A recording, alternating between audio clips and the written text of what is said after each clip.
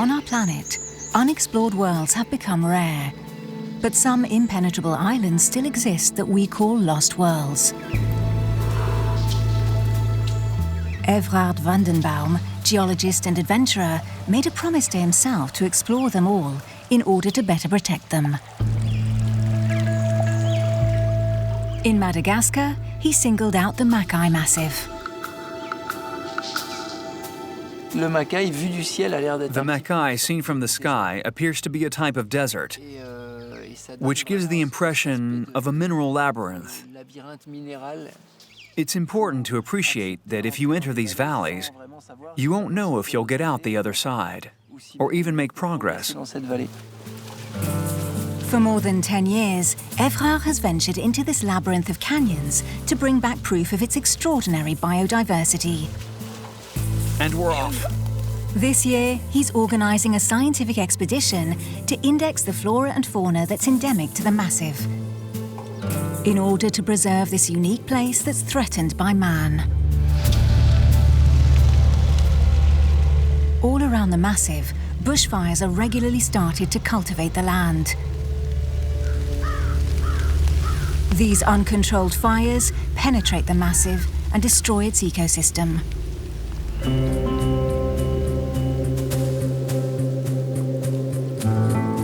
Through his actions, Evrard is trying to educate the local population on the preservation of the Makay.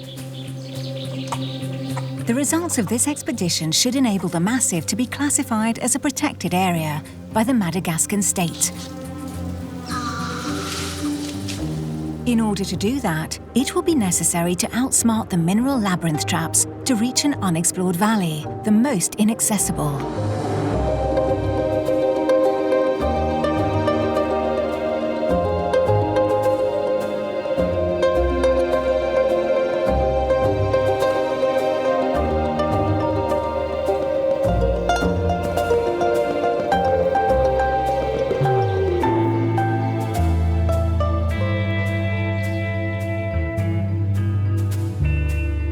The Makay is situated slightly to the southwest of Madagascar, and it covers a large territory, half the size of Corsica. This geological creation isn't easy to penetrate, and you need to be autonomous to engage in an exploration which will last 6 weeks.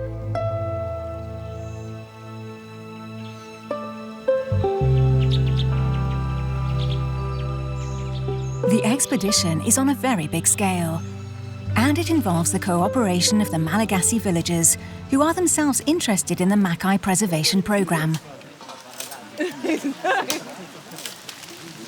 In fact, these men and women ensure the logistics and survival of the 50 or so researchers and eco-volunteers.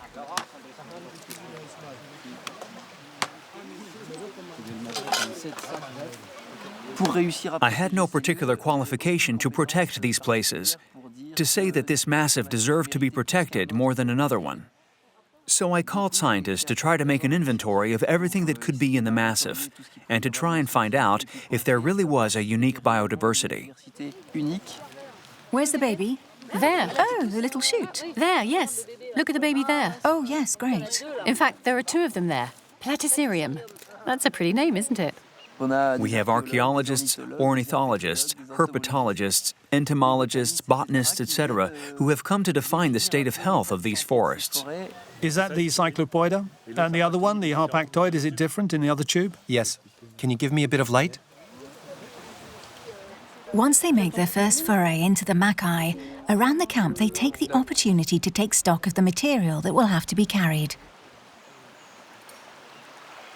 Around the Menapenda River, which served as an entry point, the flora and fauna already appear to be specific.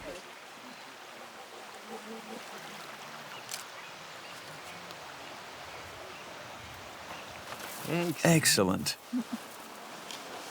It's really beautiful. Is that the one you caught this morning? Yes. It's a little African pygmy kingfisher. Okay. It's funny, if you put the kingfishers on their back, they don't move, so it's very practical. All birds or just these? Just the kingfishers. That's crazy. He's not happy. Oh, that's great. Half an ounce. Half an ounce? What's he doing, playing dead? Yes, a bit.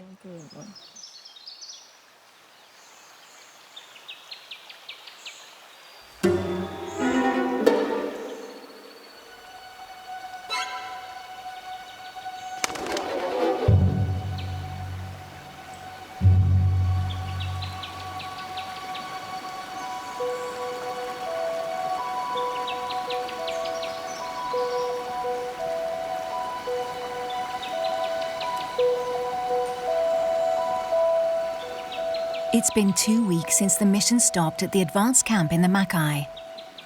There will still be 2 or 3 camps to set up before they can penetrate the deeps of the massif. This first camp allows the researchers to acclimatise and especially to refine their study protocols, which they will have to deploy on this new tropical terrain.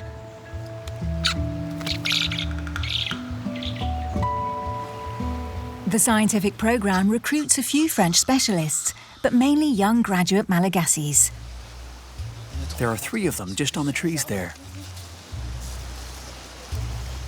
Oh, he's posing.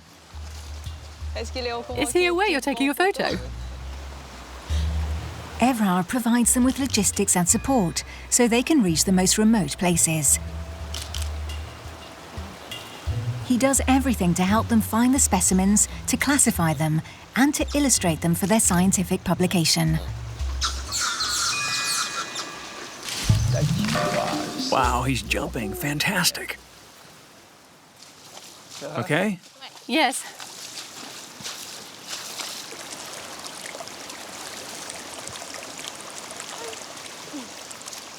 There, look. We're starting to see them from here. The first baobab. We can see it here. Well, I don't know if it's a baobab, but there's a second one behind, hidden behind the pandanus. There might be a small one just alongside it. Can you see it? It has a sort of twisted trunk. But it's difficult to say if it's a baobab. It looks like it from here. In any case, if it is a baobab, it's the first one. These are the first baobabs that we've seen in the Makay.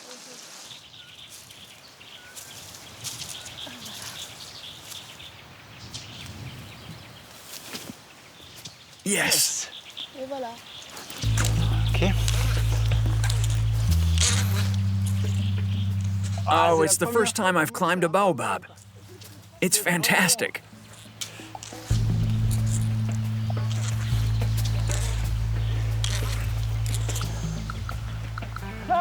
It's amazing. And there's an incredible view. Excellent. There are 9 known species of baobab in the world, 1 in Australia and the rest in Africa or Madagascar. But until now, no baobab had been registered in the Makay. For the Malagasy botanist, it's already very good news. Clearly, there are several trees in Madagascar which have trunks a bit like this. Yes, it could be Hildegardia or Dolonix. But here, we've stumbled upon a baobab. Yes, this is a beautiful baobab. It's a great discovery. So is it an old or young one?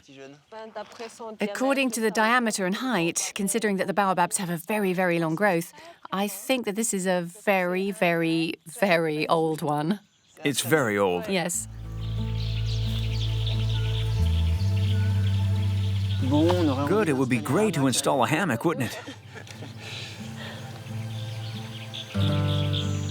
I believe that baobabs don't have exactly the same structure as the others, is that right? They're not like normal trees. No. Considering that, to start with, they're full of water, it gives them a look that's not very smooth, but a little... Lumpy like that? Yes. And apart from that, it's going to be a bit hollower inside. So people aren't going to use it. And it doesn't do much. It's not good wood. You can't really do anything with it. No, that's what keeps it alive. Because if it was a wood that people use, I don't think it would still exist in Madagascar. They would all be gone, that's for sure. What is surprising is that there are a lot of species that can survive, well, which live in these canyons here, like the canarium, for example, or beautiful trees like this one. And go figure, there are 4 individual ones placed right on a very small hill clinging to the cliff. To the point where it's so much on the headland that on one side there's about a 30-foot drop, and on the other side it's 330 or so feet leading straight down to the river. It's really crazy that they got to hang on to this tiny pocket of land. And at the end of the cliff, hanging on to a cliff.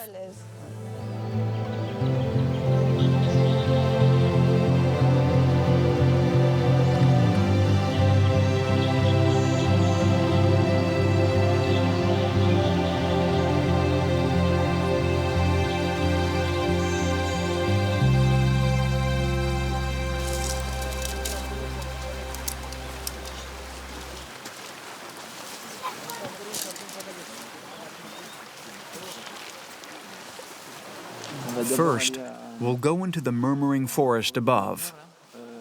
You know, the small buccaneer shelter forest? And afterwards, on our way back, instead of going down the Manapanda, we'll go down the Makay.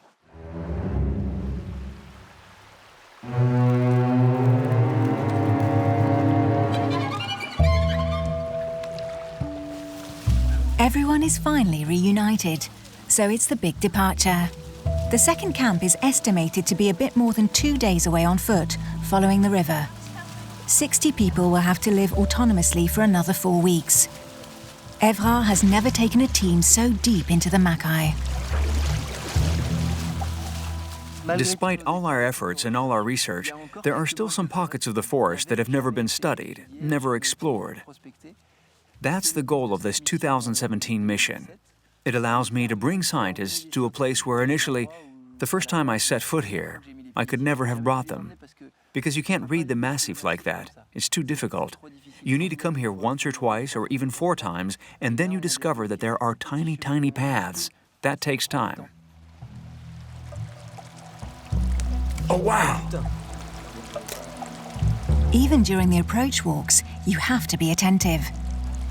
The discoveries slow down the progress, but these encounters, however small, can prove to be unique. What's that? It's a kind of mantella. So there's a chance that it's a hybrid between 2 species. A Bitsilio that we already know to be here, and a Koani, which is a species that's never been seen before in the Makay. So wait, how do you know it could be a hybrid? Because it has colors from both species. Exactly, that's it. They're the same shape, but the red brick back, the flanks which are black like that with stripes, that's really representative of the Mantella Bitsilio, one of the species that has already been found in the Makay. And the stomach, there you can see the whitish blue spots, that's representative of the Koani. So where's the Koani supposed to be located?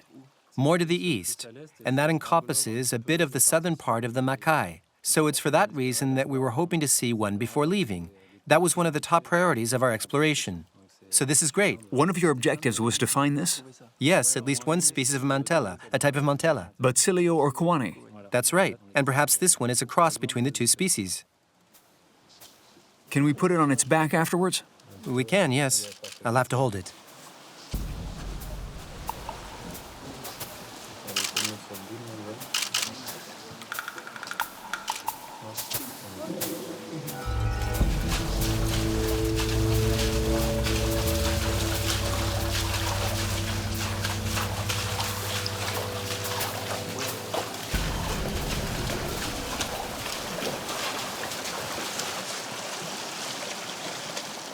Look. We're just arriving at the trunks I spoke to you about the other day. Oh, yes. Look, it arrives here and crosses to the other side. The canyon passed through and cut the trunk. It's all black, it looks like coal. And on the face of it, it's not coal. It's just a trunk which burnt before it was buried and petrified. In fact, when you look at these little lines of pebbles, here, we can see it really clearly. We're in a sediment zone. There are astronomical quantities of grains of sand, then pebbles, then grains of sand, then pebbles, then gravel and whatnot, which have settled here for millions of years. Depending on the climate, depending on the speed of water which brings this waste, this detritus from the mountain range, you're going to have either pebbles because there is water which carries along the big pebbles, or very fine grains of sand which are there because there's not enough current to take the big pebbles all the way here. And then, at any given moment, you're going to have a major event. I can't tell you what, but it's going to be, I don't know, an enormous cyclone or a gigantic fire which burns huge swathes of forest, and these forests end up being carried away in the water. And therefore, all these trunks you've seen have several levels. They were all deposited like that at the bottom, and they are covered in sand. That protects it from the oxygen so it doesn't rot. It remains exactly as it is in the sand for tens of thousands of years. And then afterwards, it needs time. Imagine that inside this massif, there is water permanently running, which dissolves the silica. because that is nearly 100% silica. And this silica is going to arrive at the trunk and transform, bit by bit, the carbon atom which is inside this trunk into a silica atom. And in fact, that's how wood becomes petrified and transforms into rock. It mineralizes vegetable matter. Exactly. It takes a few thousand years. Here we can see clearly that it's burnt. It's kept exactly the same form. That's what's astonishing about fossilized wood. It must be, give or take, 150 million years old. It's an old man. Come on, let's continue.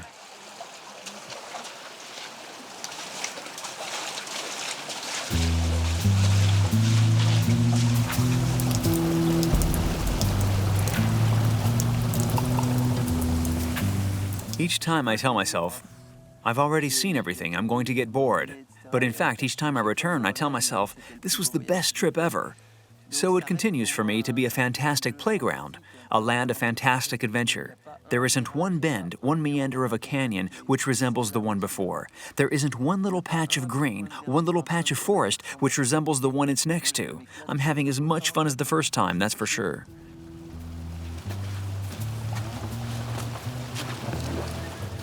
I'm pretty sure I know where we are. We're here. And if we climb up the crests, yes, we can still climb. We're going to go up to the left and go to this plateau. It's good, Phil. I know where we actually are. It's not easy to find yourself in this labyrinth of canyons where no map has been drawn. Evrard strays from the path with a small experienced group to reach higher grounds. They leave the humidity at the bottom of the canyons for a drier vegetation, just at the summit of a peak that he has located on Google Earth.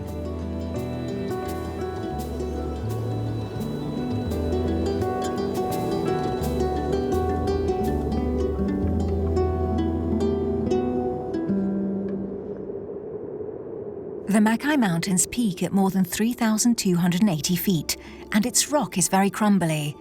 Its geological formation is Evrard's domain. He is keen to do this little detour by the crests, which is also ideal terrain for the birds of prey specialists.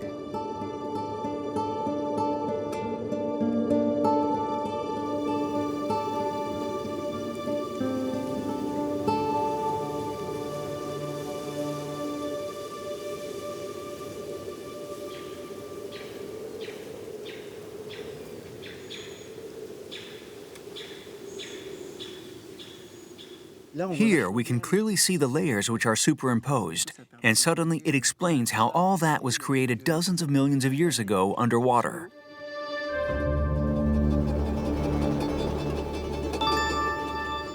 We call those massifs detrital massifs because they are, in fact, made of detritus from another range of mountains, which has been eroded over some dozens of millions of years.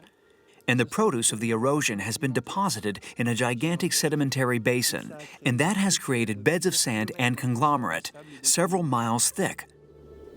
And as it's originated from water, it's ended up being eroded again. And since it's made of grains of sand, it erodes very quickly, a little bit like a sandcastle, and that leaves breathtaking hills. It looks like a giant brain. There are hundreds, thousands even, of small canyons which cross and intersect, and that leaves a natural and unique labyrinth.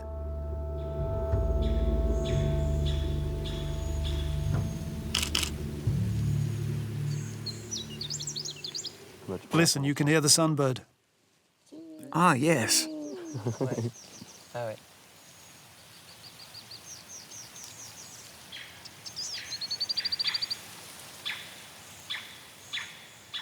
Incredibly beautiful. You've really captured it. Yes, it really is a magnificent bird. Frankly, really superb. It's a new species to the Makay, Accipiter hensti, hence goshawk. It has eyebrows that are very distinct, the brow bone too, and it has fine stripes just under the throat. And is it a pretty rare animal too? And does it exist somewhere other than Madagascar? Are they everywhere in Africa, or is this an endemic animal here? Endemic to Madagascar.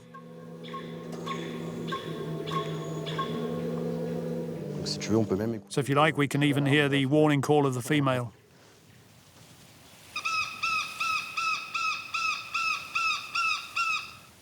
So that's the call she makes when you approach her nest. Well, I've annoyed her a little by photographing her. We needed proof of the presence of this species. So here we have the soundtrack, we have the photos. We're all good to say, here you go, this species is present in the Makay. Another good piece of data for the Makay. Great, that's a good one.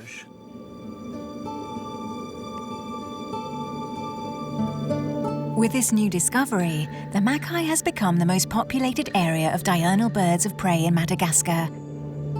It's a veritable refuge for these animals threatened with extinction.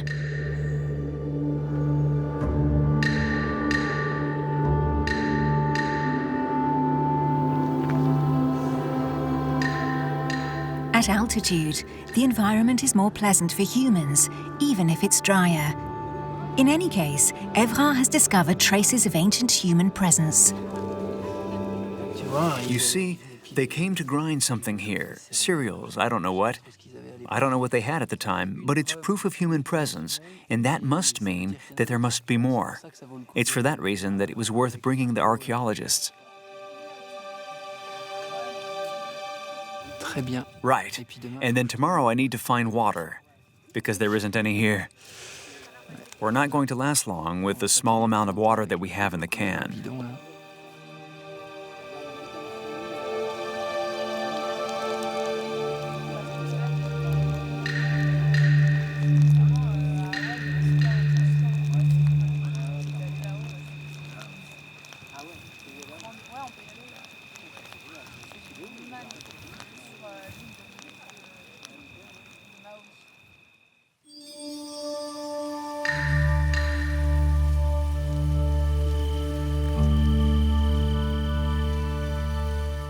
In fact, this morning when we awoke, there was a certain lethargy. Actually, it wasn't lethargy, just simply the fact that we had no water. So, on waking, I went to look for a source.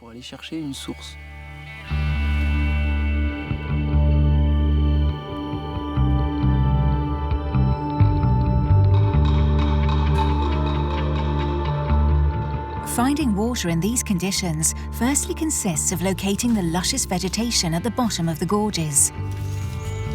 Evrard comes across a riverbed, unfortunately dry, so he walks along it hoping to find the source.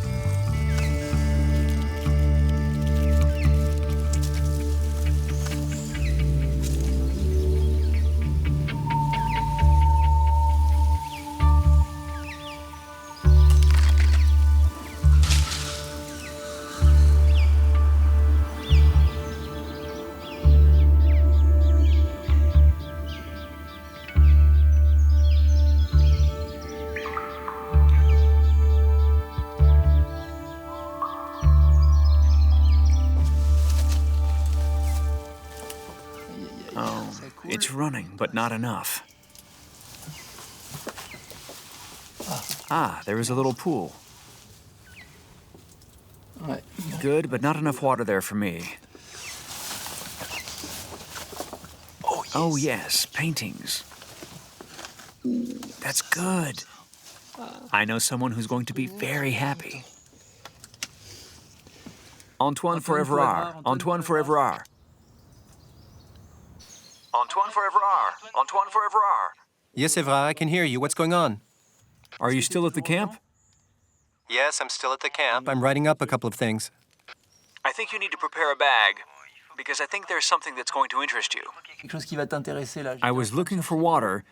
I didn't find any, but I've just come across some paintings. I can see some ceramics down here. I think it's really worth you coming here. Okay, where exactly? I'm just at the bottom of the pyramid opposite the camp. Can you see the big mountain at the other side of the forest? There was a dihedron right in front of the summit, and then a big pinkish cliff at the bottom on the left. I'm at the foot of the big pink cliff. There's a little grotto. I'm waiting for you there.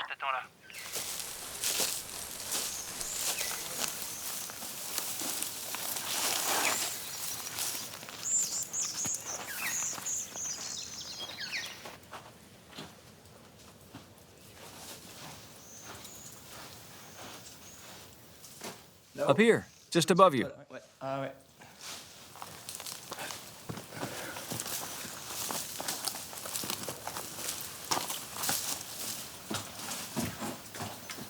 Hi. Hey. Wow. They're everywhere. Yeah. As you can see, there are symbols, triangles, circles. Colors have been used too. And then you see, without doubt, they came here because there was water. That's what I was looking for. So I came by foot from the cliff, thinking that perhaps there was a little resurgence. Unfortunately, there is a tiny drip, but that's not going to help us much. In any case, the paintings are going to help us. Yes, that's great. Fantastic. Here we are in a playground, archaeologically in any case, which is so interesting. And what we have to imagine is that some dozens or hundreds or perhaps even thousands of years ago, possibly, people used to come here. And the question is, why did they come here? What were they doing here? Because it's a cul-de-sac. They can't get to another place in the Makay. So it's really a place where they had to find a reason to come, either to hide maybe, or because there was something interesting to look for in this forest. Maybe medicinal plants. In any case, on the platform where we're sleeping, there are 2 mortars. There is a shelter under the rock with paintings. There are ceramics up there. It could be that there are other ceramics and other paintings not far. Lots of things happened. People didn't just pass through, otherwise there wouldn't be a mortar. The mortar is really proof that they settled for a certain amount of time and that they cooked. They did things here. But what? Why?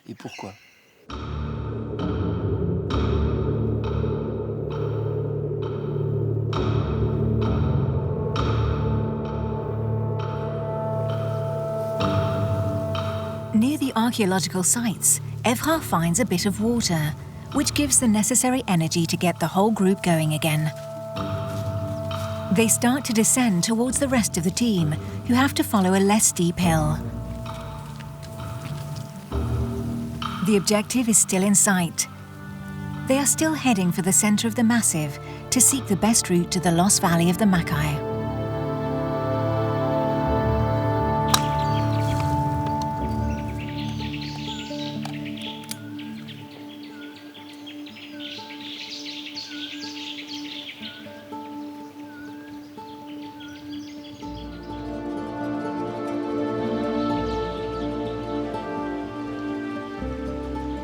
The intermediary bivouac is ideal and offers different ecosystems for all the studies.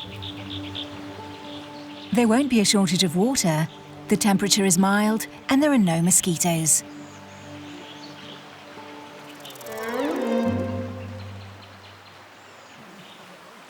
Scientists and artists share the beach, some more efficient and more inspired than others.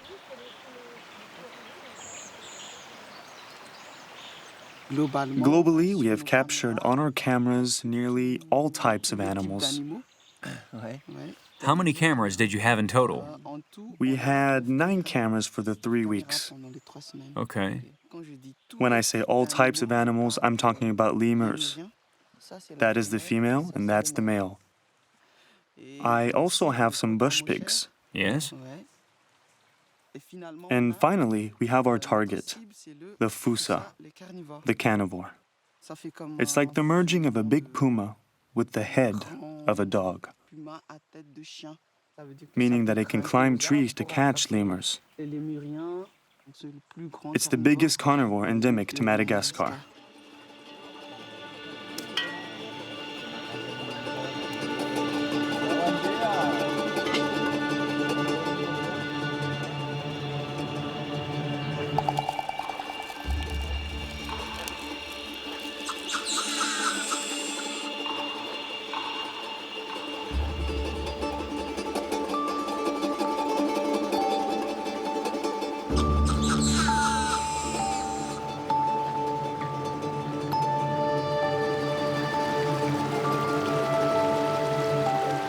The scientists require several days of exploration around the bivouac.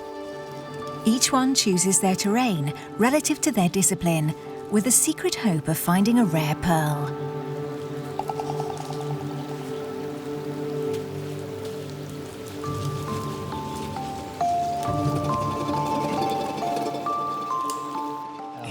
are in the process of installing a cord system in a tree to try to construct a platform for Jeremy, who is the team photographer, especially to try to capture the birds flying by.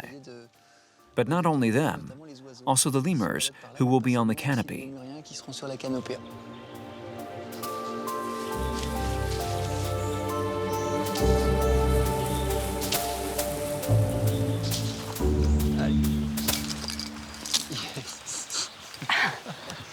Elegantly does it.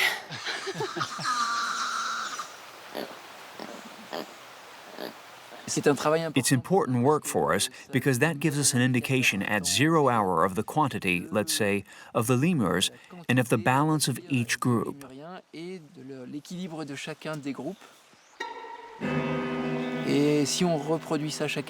And if we reproduce this each year, we'll be able to see if the groups increase, diminish, if there are more groups, less groups, and we'll be able to specify if the forest is more and more adapted to them, or if it suffers damage that directly impacts them, or even if they are subject to poaching.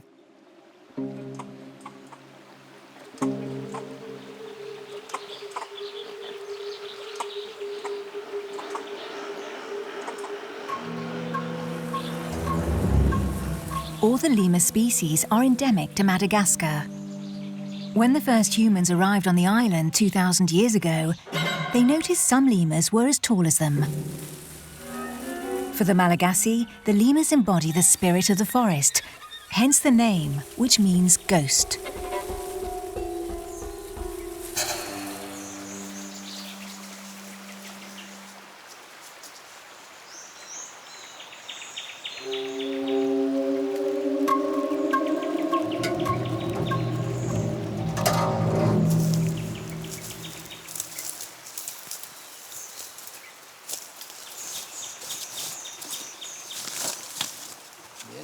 We have one.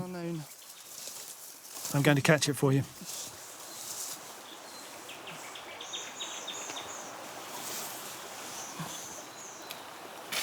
Goodness, what is this thing? That's a fly from the Diopsidae family.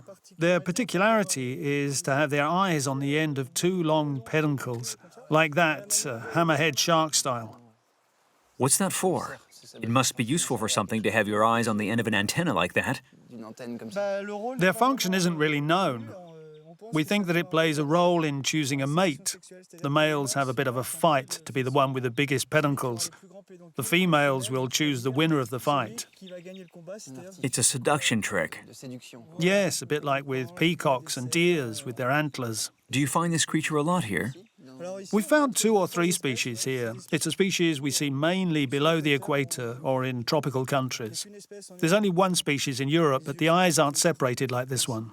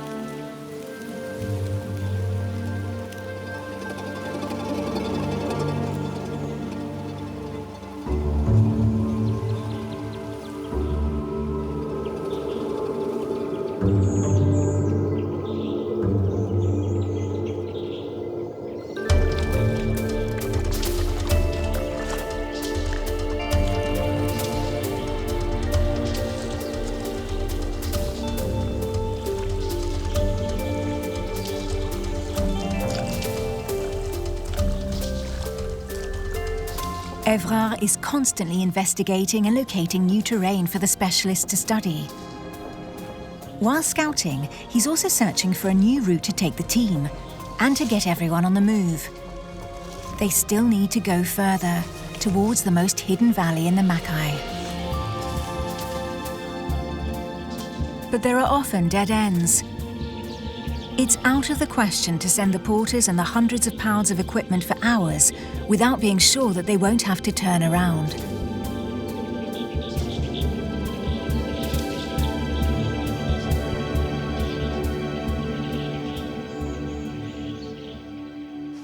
Here we have a little underwater passage. It's a very small passage. There is an 8-foot tall rock, but to climb it would be a really tiring endeavor, so we're going to pass underneath.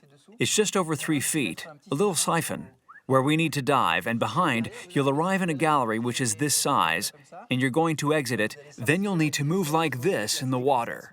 The water will be up to your head. You might not be able to touch the bottom. And for the bags, we're going to pass them over the rock, and then those who arrive first at the bottom, they will come back from below to go and help with shuttling the bags back and forth.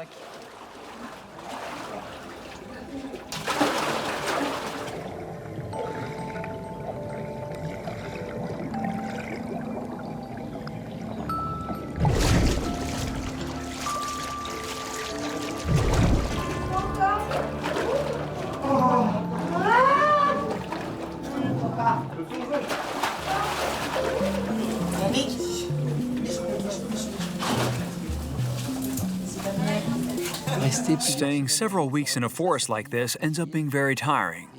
It's tiring mentally, it's tiring physically, and therefore when we walk through these canyons, it can be a little scary. And we are still obliged to take them up there because otherwise they will miss out on their subject of study. Everyone okay? Everyone still alive? So far so good. There's still one passage. Let's just say that there's water. This puts them in a vulnerable state, if I may say so, but also in a proud state for having succeeded to cross this passage, to have succeeded in doing something that they would never have planned to do initially.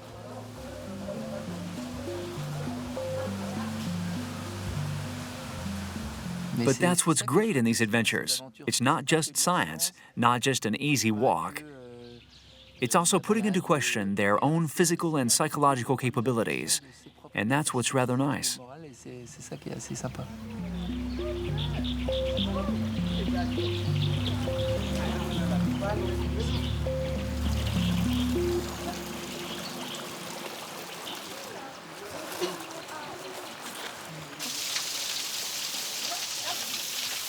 Look, Evrard. What have we found here? Oh, good God, a crab. I just took it from here. Do you know that's the first one? The first crab that we found here in the Makay. I've never seen one before. Are there a lot of crabs in fresh water in Madagascar? From what I know, there aren't really a lot of species of crab in freshwater. I think there are 6 types, 17 species from memory that are left. That's nothing. So that's not much. The latest distribution maps show data mainly from the northern and eastern parts of the country, and here we're in the southwest. Completely the opposite direction. These are species, in any case, crabs, which evolve in a relatively small territory. So if they're here, there's perhaps a chance for new species. That would be brilliant. And to find that here, frankly, that's unexpected. That would be a scoop, a new species of crab. Not the prettiest one, but a first for the Makay, having adapted to its isolation in the middle of this impenetrable labyrinth.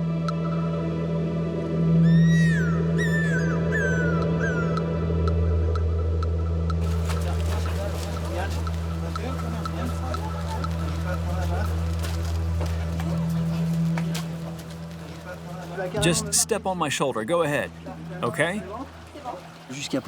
Until this point, we all knew that there was no room for error. And then there was a little mistake made. A rock gave way under Megan's feet, and she fell on her left knee.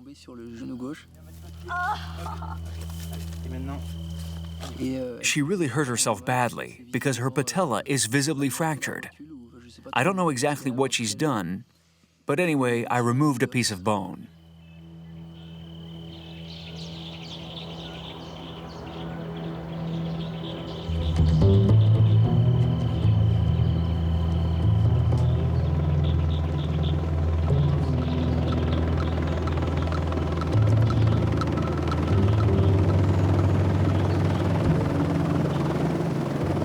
In reality, for some time now, an evacuation for health reasons has been possible. Now we can call a helicopter, which can make it all the way here, because there's no point risking casualties trying to bring them back by a more restrained method, shall we say. So let's not forget, we're at the end of the world, and we can't take any gambles.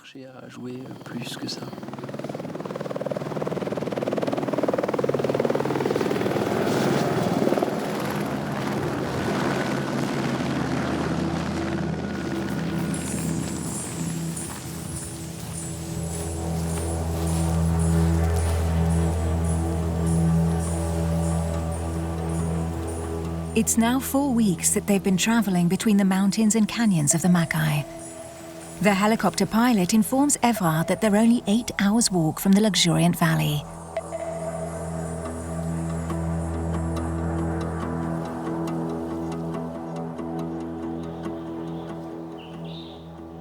It's so amazing. Evrard is relieved to have discovered it just before nightfall. But now they have to know where to make camp. Even though this place resembles an oasis, the Valley of Palms proves to be uninhabitable.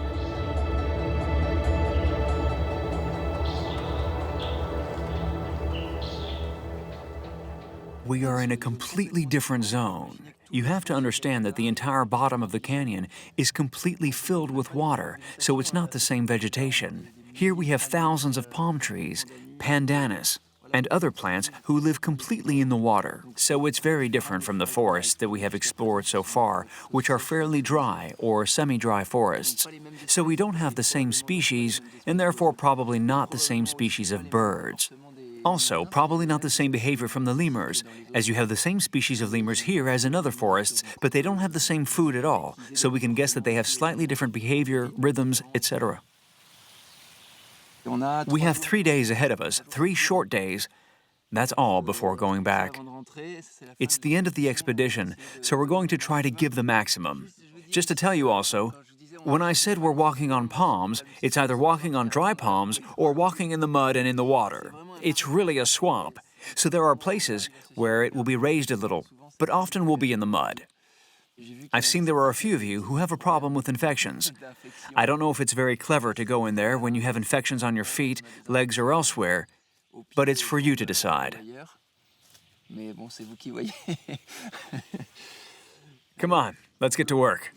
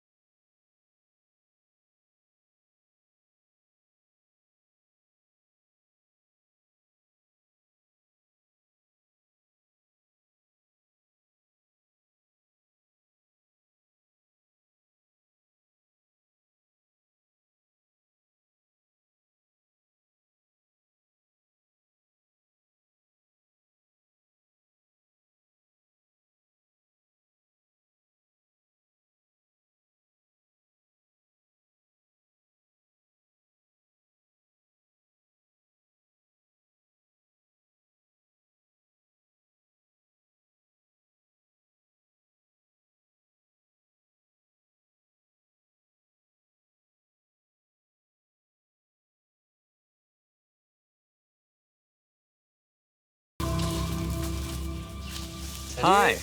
Hi. Oh, is this the one? Yes. Really? Where did you find it? Here? Yes, just here. The famous. Paki Pancax. And how do you classify this as being the Paki Pancax? I mean, how can you be certain? We don't know the species, but we do know the type. What are the principal characteristics of the Paki Pancax? In fact, it's his fins. This one is a male. Is that adult size? Yes. Does the fact that the other Paki Pancax species are all found in the north of Madagascar mean that a 7th one found here is automatically a new species? Yes, it does. And then their habitat is totally different to the other species of Paki Pancax. We're going to take some specimens and a piece of his pectoral or caudal tissue to do a genetic analysis.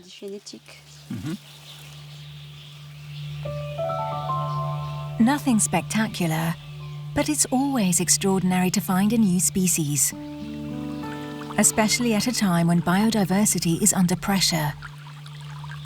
These places are so isolated, and without being able to interact with the rest of the world, all the species trapped here have mutated from their origins, therefore making them unique.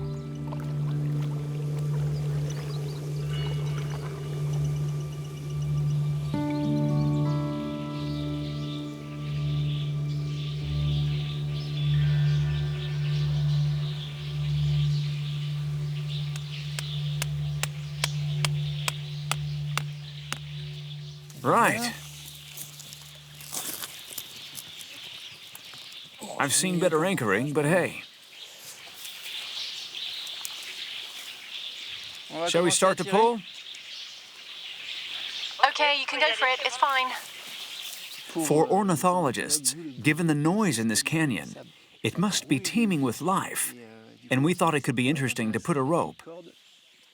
You could call it a zip line between the two hillsides of the canyon, so they can position themselves in the morning, probably very early tomorrow morning, in the middle of the canyon to observe, record, and try and locate the birds that they haven't seen yet.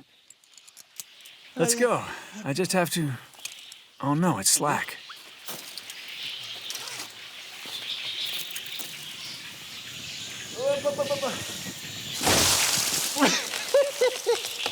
That was good.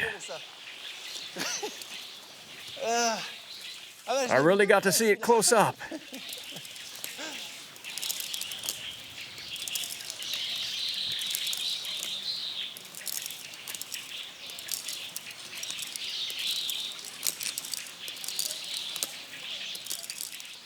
Some places affect you more than others. It's to do with how you've crossed it. That's to say, you've experienced it differently because you're suspended on a rope, because you're on a boat. Whatever the activity, the fact that you're not just on foot, but you've been at a different height, with a different point of view, that really gives a different experience and flavor to the discovery of the site.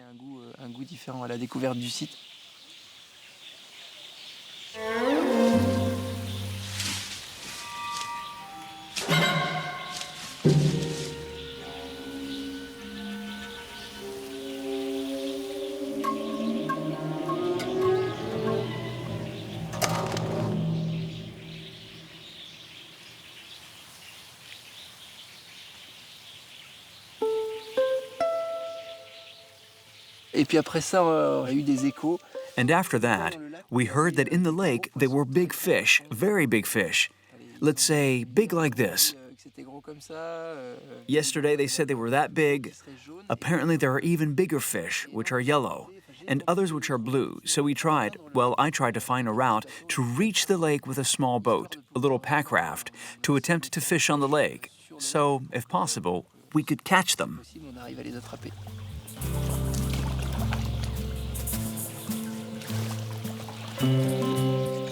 But this time it didn't work. The fish stayed very well hidden. We need to come back. If we want to succeed with protection, it's not by doing just one expedition. It's not by bringing 50 scientists in one go. It's everything behind that. Being present all year long, discussions with the villagers, with the chiefs of the villages, and that's a very long job. That takes several years or even several decades. This was up there yesterday. The mountains. Yes, the mountains. In any case, what is certain is that we need to have precise scientific elements to be able to say that such and such a species is here, and this species must be protected. The term often used is umbrella species. That's to say that we're studying species which are only present here, and by protecting them, we're going to protect their ecosystem, their environment, and the other species which interact with them.